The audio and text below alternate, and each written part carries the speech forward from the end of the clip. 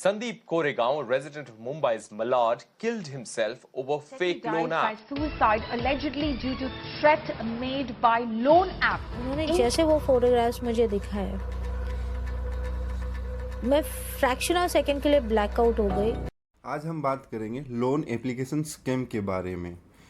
इसके बारे में बात करना इसलिए ज़रूरी है क्योंकि इंडिया में पिछले कुछ दिनों में कई सारे लोगों ने इसके दबाव में आकर, इसके बर्डन में आकर सुसाइड तक कमिट किया है।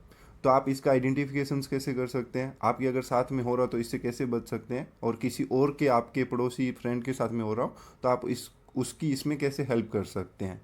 ये कहना तो सरासर गलत होगा कि सभी लोन कंपनीज प्राइवेट और सभी बैंक ऐसा करते हैं, ऐसा नहीं है। कुछ एक प्राइवेट और कुछ एक जो चाइनीज़ कंपनीज है वो ऐसा करती है। इसकी पहचान हम बेसिकली ये कर सकते हैं कि इसकी जो एडवर्टाइजमेंट होती है वो 2 मिनट में इंस्टेंट लोन पाएँ, अपने खाते में पैसे आएंगे 5 मिनट में, बिना किसी डॉक्यूमेंट के पाए, झंझट के। इस तरीके से इसको एडवर्टाइज किया जाता है।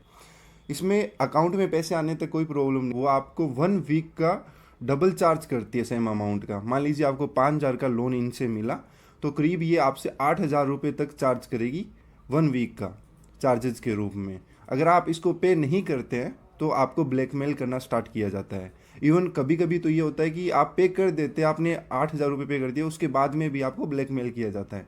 अब ये ब्लैकमेल करने के लिए आपके घर वालों को आपकी फ़ोटोज़ भेजने का बोलती है, आपके रिश्तेदारों को एग्रीमेंट भेजने के नाम पे धमकी देती है।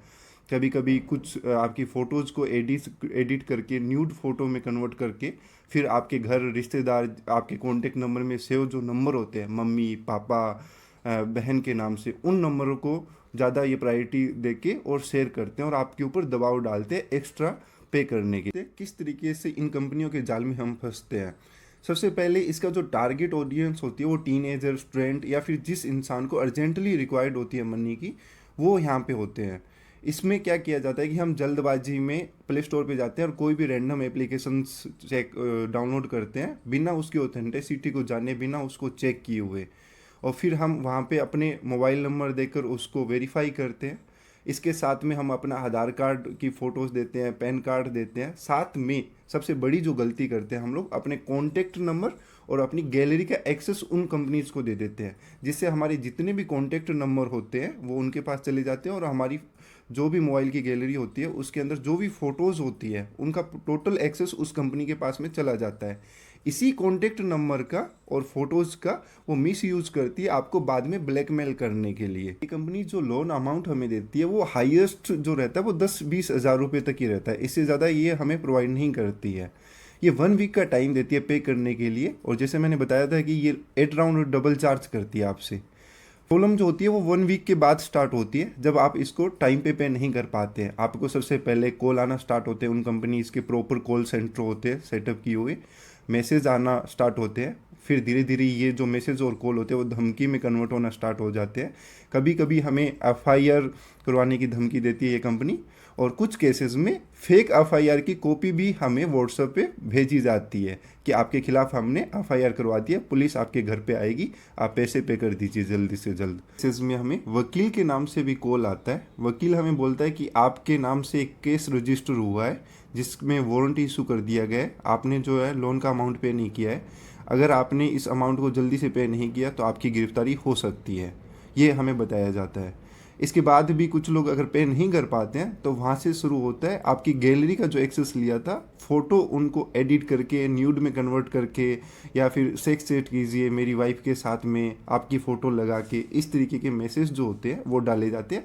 आपके इंपॉर्टेंट कॉन्टैक्ट नंबर का एक्सेस आपने दे रखा था तो उसमें से जैसे पापा के नाम से आपने नंबर सेव कर रखा है, मदर के नाम से सेव कर रखा है, सिस्टर के नाम से सेव कर रखा है, वाइफ के नाम से सेव कर रखा है, इन सबको ये फ़ोटोज़ और इस तरीके के मैसेज होते हैं वो डाइवर्ट किए जाते हैं। कभी कभी बोला जाता है कि ये एक लड़की के साथ में भाग गया है, जहाँ पे भी आप देखें पुलिस को इन्फॉर्मेशन दे, इसको जेल में डाले, इसने बहुत सारे गलत काम किए हैं, इस तरीके के मैसेज उनको फॉरवर्ड किए जाते हैं। तो ये होता है कि आपने टोटल पेमेंट पे कर दिया, उसके बाद में अभी आपको ब्लैकमेल किया जाता है। आपने 10,000 के उनको 15,000 20,000 रुपये का अमाउंट पे कर दिया, लेकिन वो फिर से आपको ब्लैकमेल करते हैं, आपसे और अमाउंट की डिमांड करते रहते हैं। ये जो आपने 10-15 हज़ार रुपये का लोन दिया था ये 1 लाख 2 लाख 3 लाख में कन्वर्ट भी हो जाता है, फिर भी ये कंपनीज बंद नहीं करती है। तो इनका आइडेंटिफिकेशंस कैसे कर सकते हैं? अगर आपको कभी कुछ इमरजेंसी कंडीशन में लोन लेना पड़ जाए तो आप इनसे बच कैसे सकते हैं, इसके बारे में हम बात करें तो सबसे पहले आप ये जो 5 मिनट में लोन देने वाले, 2 मिनट में लोन देने वाले जो कंपनीज होती हैं, जो एप्लीकेशंस होते हैं, उनसे बचिए। दूसरी चीज़, आप इसके रिव्यूज़ पढ़िए, प्ले स्टोर में जाइए, उनके गूगल रिव्यूज़ देखेंगे, वहाँ पे आपको इस तरीके के कुछ कुछ पॉइंट मिल जाएंगे अगर वो फ्रॉड कंपनीज है तो। तीसरी जो चीज़ होती है, आप फिजिकल जो उनका ऑफिस है उसका एड्रेस चेक कीजिए, गूगल पे जाके कीजिए और आप उनसे एड्रेस पूछ सकते हैं, तो वहाँ से आपको पता चलेगा। इनके मोस्टली जो होते हैं वो फिजिकल ऑफिस जो होते हैं एग्जिस्ट ही नहीं करते हैं। और एक आरबीआई जो बैंक है हमारा, उसकी वेबसाइट में जाके आप इन लोन एप्लीकेशंस का नाम चेक कर सकते हैं, क्योंकि उधार देने की जब भी कोई कंपनी बनती है, इस तरीके की फाइनेंस कंपनीज बनती है, तो उसको आरबीआई से लाइसेंस लेना पड़ता है और इसकी प्रॉपर पूरी जो डिटेल होती है वो आरबीआई बैंक की वेबसाइट है उस पर मेंशन होती है, तो वहाँ से जाके भी आप वेरीफाई कर सकते हैं। सेकेंडरी चीज़, ये जिस नाम से कंपनीज है आप उसकी वेबसाइट को चेक कीजिए, अगर इसकी ऑथेंटिक और ओरिजिनल वेबसाइट है तो वहाँ से भी आपको कन्फर्मेशंस मिल जाएगा कि क्या ये ओरिजिनल कंपनीज है या फिर फेक और फ्रॉड चाइनीज़ कंपनी है। तो इन पॉइंटों के जरिए आप जो है वो आइडेंटिफिकेशंस कर सकते हैं इन लोन कंपनीज के बारे में।